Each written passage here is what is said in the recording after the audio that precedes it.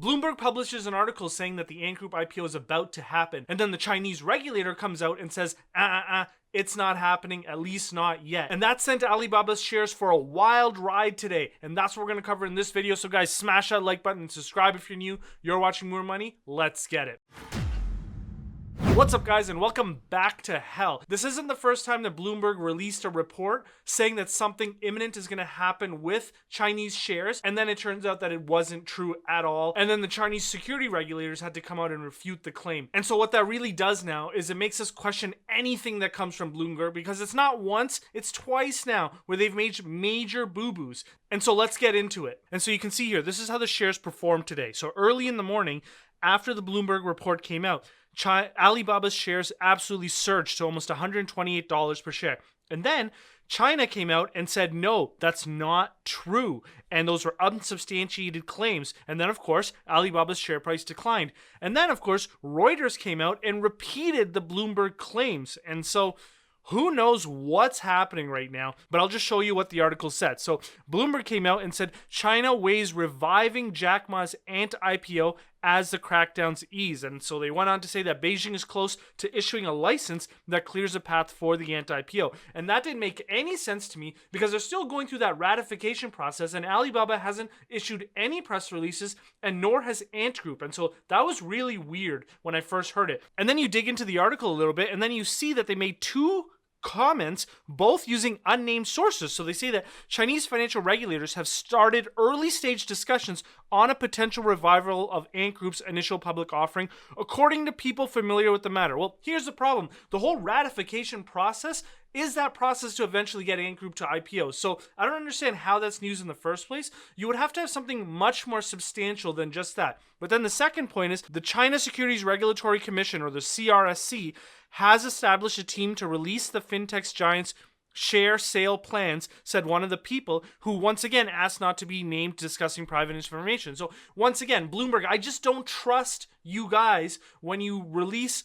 articles and you have unnamed sources, especially after the last time when you said that the delisting for Chinese companies was imminent, and then the Chinese securities regulator had to come out and say, no, that's not true. We're working with the US to make sure that these dual listings stay. You know what? I'm going to pause that thought right there. As you can tell, I'm a little bit frustrated at these types of articles, but you can see here, the China Securities Regulatory Commission said in one sentence statement that it has not conducted any assessment or research in the matter. And Ant Group even went on to state that under the guidance of regulators, we are focused on steadily moving forward with our ratification work, or rectification work. Sorry, I was using the wrong term earlier, and do not have any plan to initiate an IPO. So effectively, even Ant Group came out and said, these things are not true. We don't know why you guys are publishing this stuff. So that's what makes me a little bit concerned about the news reporting over at Bloomberg. Now, as you can see here, when the denials came out, the share price absolutely cratered back down to that 110 range. But what I wanted to do was provide some context of what analysts were thinking. And so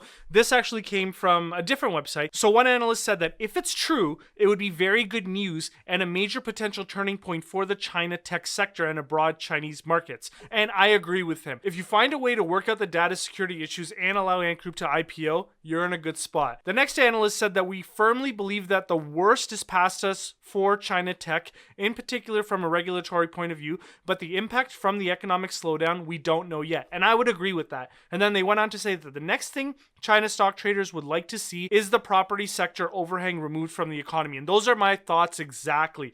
It's really tough to invest in China when you have a looming slowdown and still issues in the property sector. That's what I mentioned in the previous video. And then finally, Bloomberg Intelligence said that it's a sign that regulators are following through on their pledge to end the crackdown on tech platforms, which will continue to improve sentiment on the sector. Potential revival of the Ant IPO may also help support financial markets in the region as fundraising activity has dried up. I agree, but always watch what they do, not what they say. And so far, I haven't seen enough to suggest that the crackdown is over. And to be honest, I might be the only one saying that right now. But once again, I've done this song and dance many times. I'm not going to believe it until I see it. That being said, I'm still an owner of Alibaba. I actually doubled down recently, and luckily I made some money on that. But I want to point out something to you. So I've already told you guys that my valuation for Alibaba is somewhere around $250 to $300 per share. We'll see how the valuation sort of shapes up once they fully release their annual report, so I can dig into that new disclosure that I'm hoping they provide. You can see here that I am not building any upside from Ant Group into the valuation. So what this suggests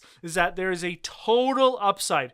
Growth in Ant Group is not being modeled into the valuation, and an IPO is not reflected in the excess cash. So any good news for Ant Group should send the stock price up, at least in my opinion, because if you got a stock trading at $100 per share and it's fairly valued at least $250 a share, and that $250 per share does not take into account Ant Group, you can only go upwards, in my opinion. Now, Barrons actually released an article, and they kind of got exactly what I've been saying about Alibaba and investing in China as a whole. There's no sugarcoating the risks. Questions persist on whether Beijing will be able to stabilize its struggling economy and heal its battered property sector, especially as it sticks with its zero COVID policy. And I think in that sentence, Barrons has echoed my concerns. And that's why it's very important to focus on diversification, which I've always been saying on this channel. And so in focusing on diversification, you can see here from the tracker that the Patreons get access to, that Alibaba is no longer the cheapest opportunity in the tracker. You can see that there's another company trading under 30% of its intrinsic value.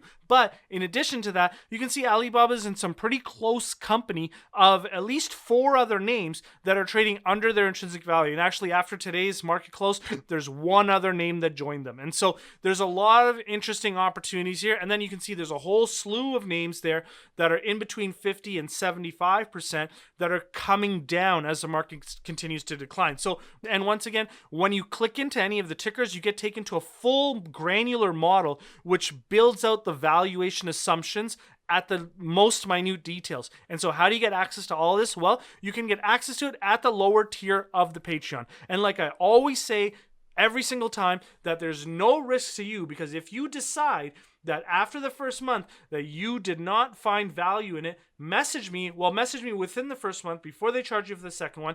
Let me know that it wasn't for you, and I'll fully refund your first month. So there's absolutely no risk to you. That's how much I believe in my research and the product that's here. Now, with that said, if you missed the previous video on Alibaba, no problem. I got you covered. You can click on that right here.